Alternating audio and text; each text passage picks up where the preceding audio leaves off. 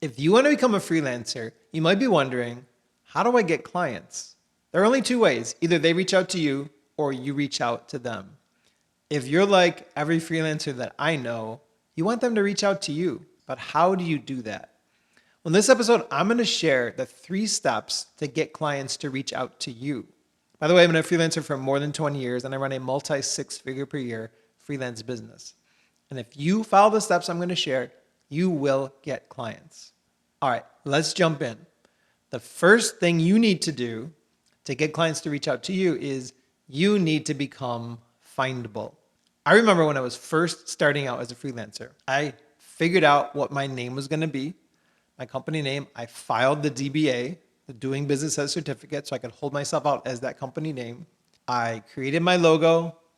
I created my website, wrote all the copy for my website. I launched my website. But I remember sitting there at my desk, looking at my web browser with my website open, and I had no work. And I didn't know how to get the work. And the reason I didn't have any work is because no one could find me. This is that phase you're in where I call it the invisible expert phase. The reason I call it the invisible expert phase is that you're invisible. Nobody can find you. Your enemy at this stage is invisibility. Alex Hormozy would say, if you're unknown, you have nothing at all to lose. But what I would say is that if you're unknown, you're already losing because nobody can find you and no one's going to find you if you are invisible. Now I understand what he's saying. Like if you're unknown, nobody has any expectations of you. Shoot your shot. It's not that far that you have to fall if you fail because you're already at the bottom. But if no one knows that you exist, no one's going to be able to find you. And in that case, they're just going to go to someone else. I remember graduating from law school. What they told us was, tell everyone that you come into contact with, everyone you have a conversation with, that you're graduating from law school and that you're about to take the bar exam and you're looking for a position as an attorney. They were just telling us to be findable. They were telling us to make ourselves known. In the same way, when you're starting out as a freelancer, you need to make yourself known. You need to become findable. Now, you could go out and do networking parties. You could do dinners. You could do meetups, that kind of thing, if that's what you really want to do. And if you really do, great, go meet some people. The only thing I would say with that is just be aware that everyone else at those events is doing the same thing. They're either looking for work, they're looking to sell you something. There probably aren't a lot of buyers at those events. Now, the good thing about making yourself findable is that being findable is objective. We can measure it. You either are or you aren't findable. How do you make yourself findable? That's the question. What you need to do is you need to give people as many chances as possible to find you. You just need more of you out there. How do you do that? What you do is that you create assets that are findable. You can create assets on social media, for example, Instagram, Facebook, X, Threads. Do posts on those platforms. You can do YouTube videos. You can also do posts or videos on LinkedIn. Here are 3 ideas for posts. And these are what are called script starters. So if you need help just coming up with some ideas, these are going to get you started.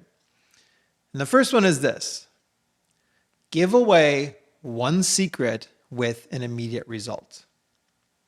Now, if it relieves a pain point, that's even better. For example, here's one that I did. Did you know that you can get Power BI free forever?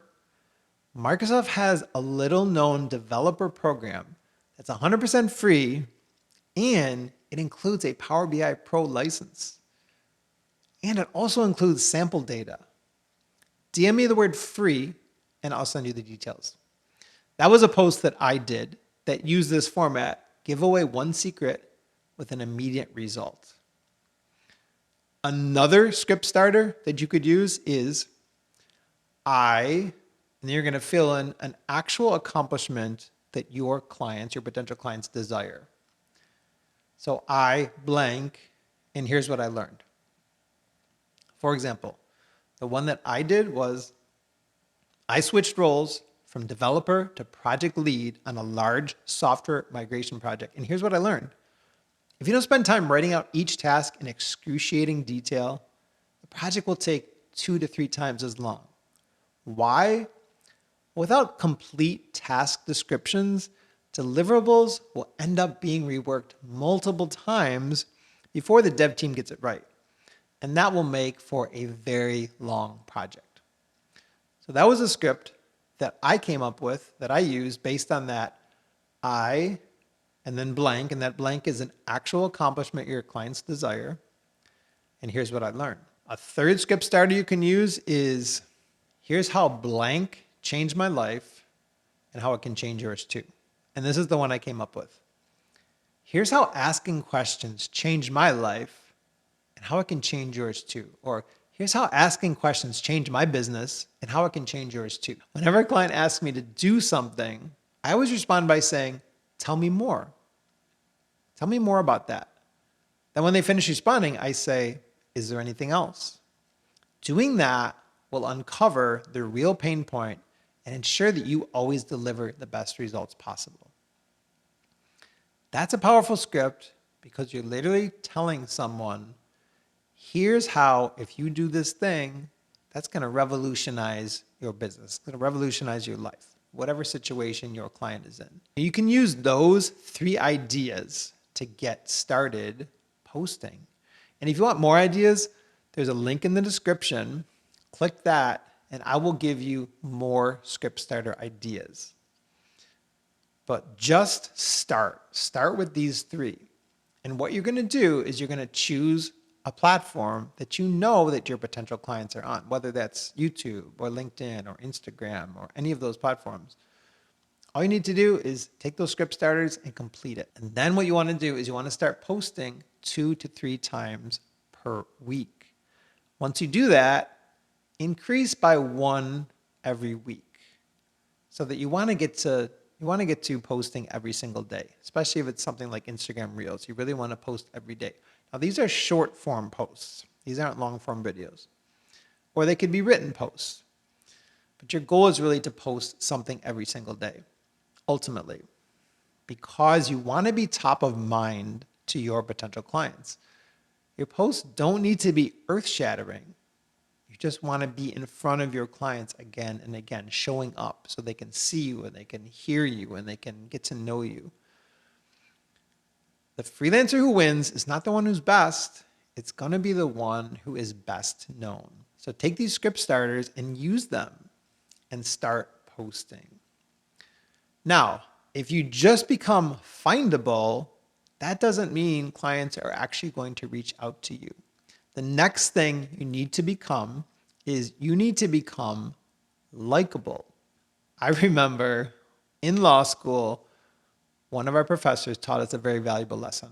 He said, when you're out there looking for a legal job, keep this in mind. Law firms are going to not only evaluate you based on your academic criteria, your extracurricular activities, your performance in school, they're also going to use this thing called the cold pizza test.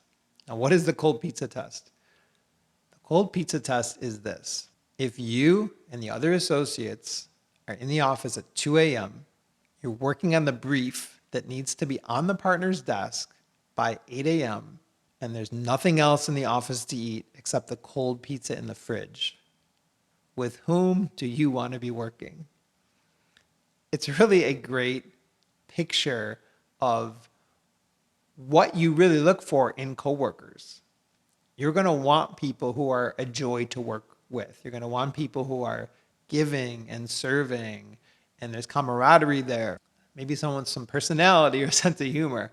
It's going to help those difficult times be better. In those situations, what would you say makes someone likable? Well, this is subjective. The enemy here is blandness. Chris Do, I love Chris Do.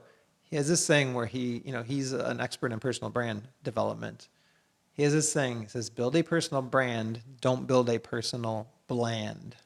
So what you want to avoid is being bland. Think of it this way. You don't want to be tasteless.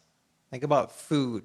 Maybe you have a meal that you cook and it has no seasoning in it. It has no salt, it has no pepper. It's not going to taste very good. Or think of a dessert without any sugar in it. That is not going to taste very good. I actually made one time, I made apple crisp. I made it for a party. And I had done it many times before, so I'm not sure what happened, but I forgot to put the sugar in. Let me tell you, it was awful. I got to the party, I tasted a bit of it, and it tasted disgusting. So what I did was I asked the host if they had any honey, and I tried to drizzle honey on the top of it to save it. It didn't work that great. So you want to be zesty, you want to be spicy, you want to be sweet. Think about the food that you really like. You go out to a restaurant and you taste some food. And it's so good that you just like, I just want more of that. That's what you want to inspire in your potential clients, in your ideal clients. One thing you definitely want to avoid at all costs is don't try to get clients to buy from you. This is not going to make you likable. Everyone does want to buy. People like buying things, but they don't want to be sold to. Most people value their autonomy over anything else. So instead, what you want to do is you want to get clients to feel like buying from you. You don't want to get them to buy from you. You want to get them to feel like buying from you so that it's coming from them. Clients really need to feel these things. Clients really need to feel your likability factor. How do you get clients to that point? Well, there is a universal likability factor. And I would put it this way. It's simply being a giver. Jesus said, it's more blessed to give than to receive. What that basically means is it's just better to be a giver. It's better to be on the giving end. That word blessed can also be translated as happy. So you will be happier being a giver. And it's also going to make people like you more. So what can you give to your potential clients? And I'll qualify this by saying, give with no strings attached. So what can you give to your potential clients with no strings attached? First, before you can give them anything, you need to understand what they need. And then you'll be able to share things that can help them. Now, an important part of becoming likable is letting people get to know the real you. Because what can really seal the deal is when you and your ideal client have things in common. The thing about this is it takes some vulnerability. You have to be able to share about yourself. It can feel much safer to just stay plain vanilla. Because in that case, you won't turn anyone off. But also, you're not going to build deep bonds with your potential clients, as deep as you can with these digital assets you're going to produce. And keep this in mind. You don't need to attract the whole world. One of the benefits of niching down is your potential audience becomes very narrow. You don't need to attract the whole world. You're just looking for your first client, or maybe, depending on your situation, your next client. Here are 5 things that you can share that are genuine to you, but also relatable to your potential clients. So I like to call these the 5 F's. I actually get them from my coach, Omar. He's really good at sharing these things on social media. But the first F is faith. For me, I go to church. I play in my worship band at church. So I like to share videos, stories, basically on Instagram. I like to share about me going to church, me serving at church on the worship team. Also some fun events that we do. I like to share those things on social media. It allows people to get to know that side of me. The next F would be family. You can share about your family. You can share family get-togethers. You can share outings or birthday parties. Whatever important milestones come up in the life of you and your family, your kids, or whatever, you can share those things. The third F is fitness. So under that category, what I like to do is I like to share sports. I like to play golf. So I will share that on social media.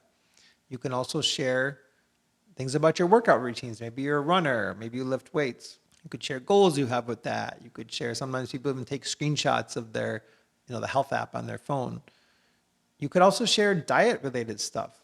Some people are really interested in what other people do fitness wise with their diet. The fourth F is food. And this is something that I am partial to. I'm a foodie, but a lot of people love food and they love different experiences with food, maybe going out to restaurants. So if you go out to a new restaurant, you could share that. You could even maybe take a picture of the food.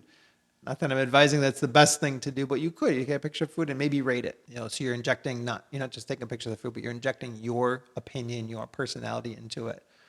But you can always share things, places that you love, new spots that you found, or just some old favorites that you have. If you like to cook or to bake, you can share yourself doing that. You can also share favorite recipes, maybe something you tried and it really came out great and you want to share that with people. And then the fifth F would be fashion. So if you're into shoes, maybe you're a sneakerhead, you can share maybe some of your favorites, maybe a new pair that you got. You can also share accessories. Some people are hat people or watch people or bracelet people, anything like that. These are things that are really relatable.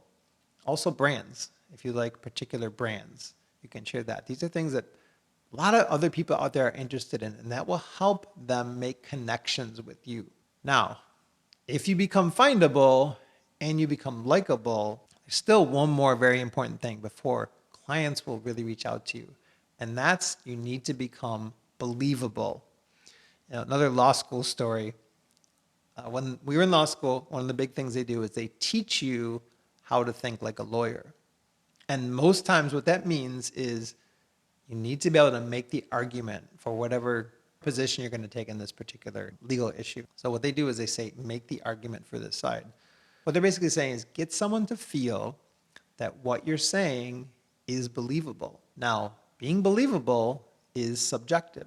I'm going to encourage you in what you post on social media, what you post on YouTube, what you post on LinkedIn. I'm going to encourage you to start thinking like a lawyer. Start thinking about making the argument on your behalf for your clients. Make them feel like they can believe you. Make them feel like they can trust you. There's a famous saying that everything in business is downstream from trust. In other words, trust is the foundation of all business. Business only happens after you establish trust. Another way to say that is you need to be seen as credible. Think of it this way. Before anyone will loan you money to buy a car, they're going to run your credit. They're going to see what your credit rating is because they want to make sure that you can pay them back. They're trying to figure out if they can trust you if you're going to pay back the money that they loaned you to purchase the car. So that's another way to think about this, is being seen as credible. The enemy here is risk. Remember this, the buyer is a person and they're putting themselves on the line professionally. Maybe if they're a small business owner, they're putting their livelihood on the line by buying from you, by buying your services. So they really need to believe, first of all, that you are who you say you are, and also that you can do the work that you say you can do. Write this down. If they don't believe you, they will never buy from you. So how do you build trust? Well, your potential clients will trust you when they realize that you know what it is that they want, what it is that they truly need. When you understand their problems even better than they do. How do you do that? Well, the key to the whole thing is to go niche, to focus on a very narrow area, whether it's a vertical, an industry, or whether it's a horizontal, a skill set. Go very niche. If you go niche, you're going to be able to understand your potential clients' problems at a very deep level. Think of it this way. If you get a flat tire, are you going to call your dentist? You're not. You're going to call roadside assistance to change that tire. Now, your dentist is a smart guy. I'm sure he would be able to figure out how to change your tire. But that's not who you go to. You're going to go to the person who has the truck, who has the wrenches, who has done this a million times before and is able to change your tire quickly and get you back on the road safely. It's a silly example, but it illustrates the importance of having a niche because people think tire, flat tire, roadside assistance. So whatever your specialty is, you want that person to think of you, not someone else. How do you become believable when it comes to your particular specialty, your expertise?